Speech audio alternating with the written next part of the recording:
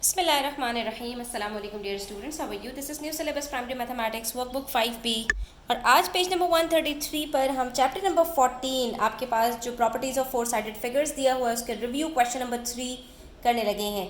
तो वीडियो अंत तक ज़रूर देखिएगा, अच्छी लगे तो लाइक कॉमेंट शेयर कीजिएगा, चैनल सब्सक्राइब नहीं किया तो बच्चों सब्सक्राइब कर लीजिए।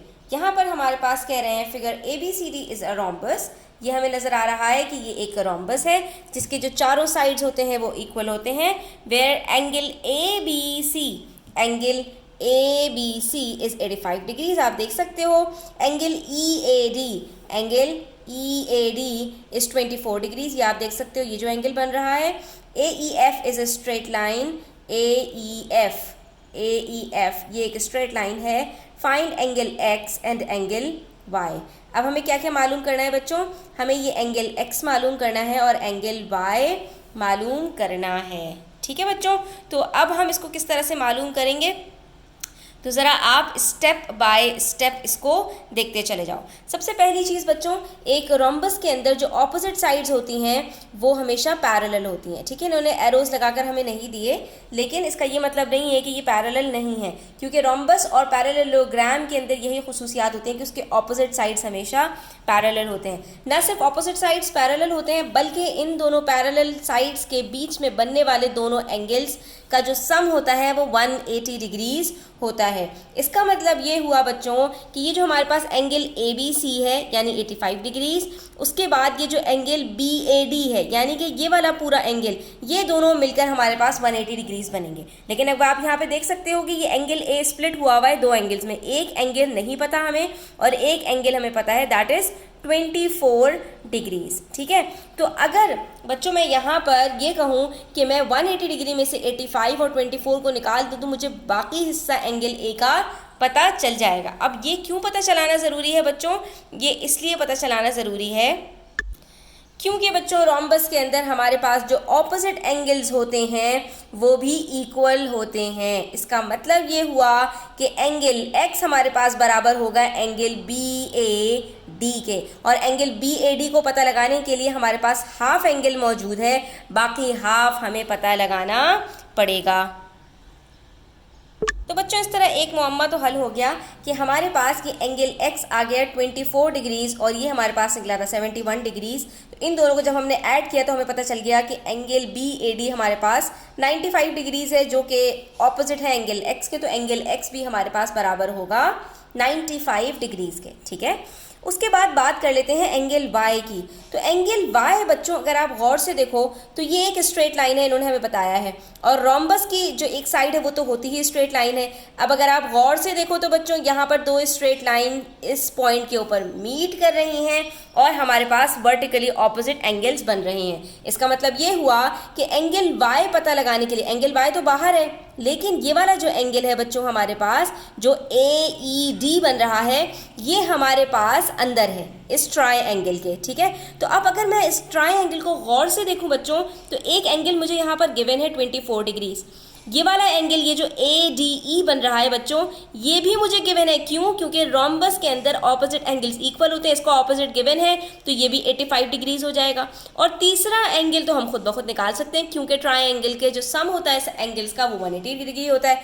तो हम यहाँ पर क्या करेंगे, 85 और 24 को सब्ट्रैक्ट करेंगे तो ये ऊपर हम कर चुके हैं और हमारे पास आंसर आ जाएगा 71 डिग्रीज। इसका मतलब है ये हमारे पास 71 डिग्रीज होगा और ये वर्टिकली ऑपोजिट है y का, तो y भी हमारे पास कितना होगा, 71 डिग्रीज हो जाएगा। तो बच्चों यहाँ पर बेसिकली आपकी जितनी पुरानी नॉलेज है जो आपने अलग अलग स्टेप्स के अंदर सीखी है, vertically opposite angles, sum of angles of a triangle, rhombus के ऑपोजिट एंगल्स, ये सारी चीज़ों को इन्होंने एक क्वेश्चन के अंदर आपके एग्जामिन कर लिया है। थोड़ा सा ट्रिकी क्वेश्चन था बट बहुत ही सिंपल और बहुत ही मज़े का क्वेश्चन था। आई होप कि आपको इसमें मज़ा आया होगा।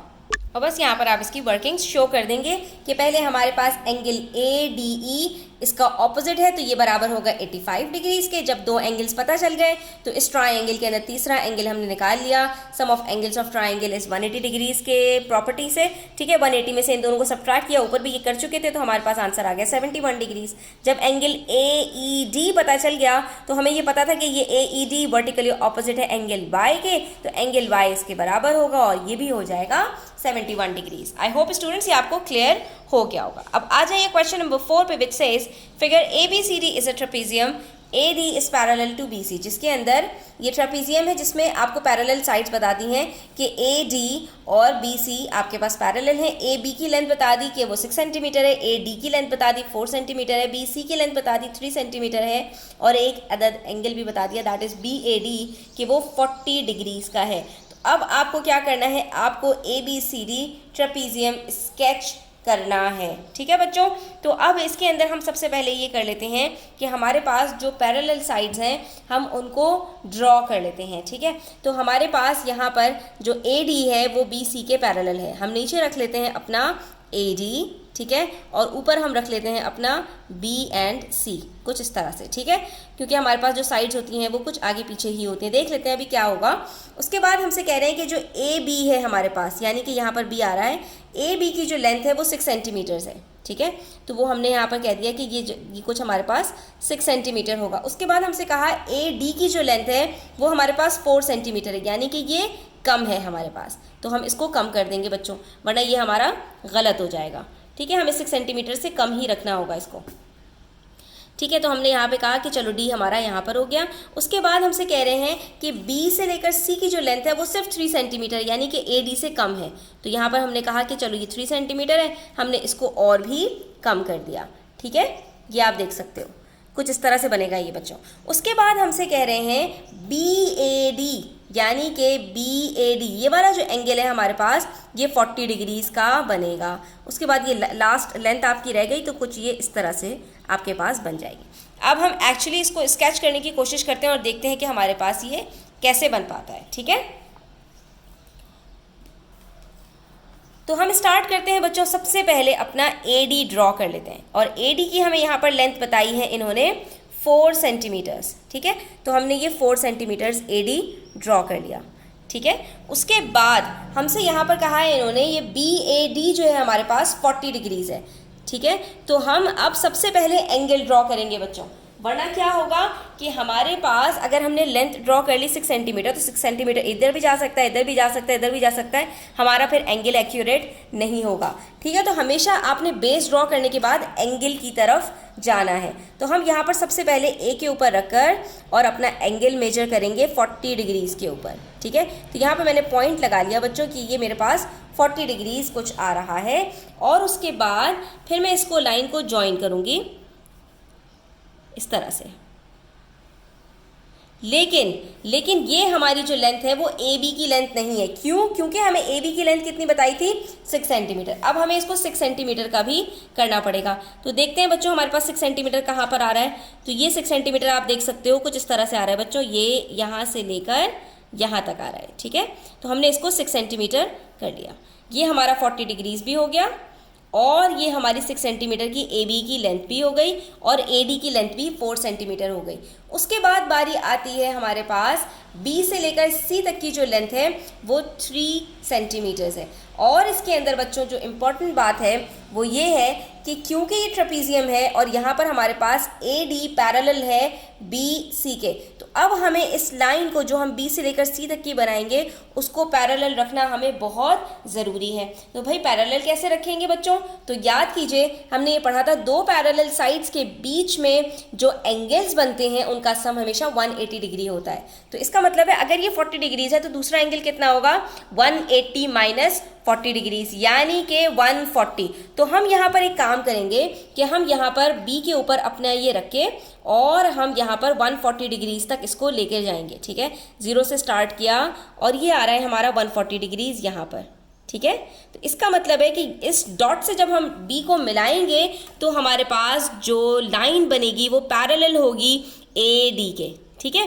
तो अब आप यहाँ पर छोटी सी लाइन बना लो, बहुत बड़ी करने की जरूरत नहीं है। डॉट से आपने ज्वाइन करना है ताकि आपको ये स्ट्रेट लाइन मिल सके, लेकिन डॉट तक जाने की जरूरत नहीं क्योंकि वो बहुत ज़्यादा एक्सटेंड हो जाएगी। बस आपने इतना रखना है कि आपको 3 सेंटीमीटर्स मिल सकें। क्यों? क्योंकि आपकी BC की लेंथ जो है वो 3 सेंटीमीटर्स है। तो मैं यहाँ से देखती हूँ कि मेरे पास 3 सेंटीमीटर्स कहाँ तक आ रहे हैं।